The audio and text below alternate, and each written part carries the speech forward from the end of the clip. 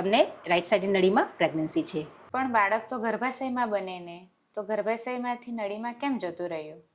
જો બાળક બનવાની પ્રક્રિયા એટલે કે સ્ત્રી બીજ અને પુરુષ બીજ બંને ભેગા થાય છે, એ પછી બાળક બને છે. દર મહિને સ્ત્રીના શરીરમાં ઓવ્યુલેશન થાય છે અને એગ રિલીઝ થાય છે. એ પછી જે એગ છે એ નળીમાં આવે છે અને એ સમયે જો રિલેશનમાં રહેવામાં આવે તો પુરુષ બીજ એટલે કે સ્પર્મ એ ગર્ભાશયમાં ટ્રાવેલ કરીને ઉપર જાય છે અને એ પછી એ નળીમાં આવે છે. અને નળીમાં આ જે એગ છે અને સ્પર્મ એ બંને ભેગા થાય છે.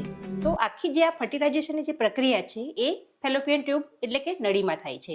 એ પછી આ જે ફર્ટિલાઇઝ એગ છે એમાંથી એ એમ્બ્રિયોમાં કન્વર્ટ થાય છે અને ધીરે ધીરે એ નળીમાંથી ટ્રાવેલ કરીને એ ગર્ભાશયમાં આવે છે અને ગર્ભાશયમાં પછી એનું ઇમ્પ્લાન્ટેશન થાય છે.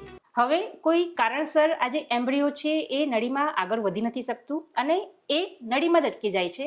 એ પછી એ નળીમાં ઇમ્પ્લાન્ટેશન થઈ જાય છે અને ત્યાં જે વિકાસ પામે છે એટલે કે એક્ટોપિક પ્રેગ્નન્સી થઈ જાય છે. પણ મેડમ, એવું કંઈ રસ્તો ખરો કે આપણે ધક્કો મારીને નળીમાંથી પ્રેગ્નન્સી પાછી ગર્ભાશયમાં લાવી શકીએ?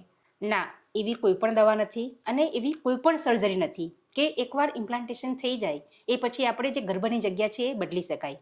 તમને નળીમાં પ્રેગ્નન્સી છે એટલે ઓપરેશન કરીને આપણે નળી કાઢી નાખવી પડશે.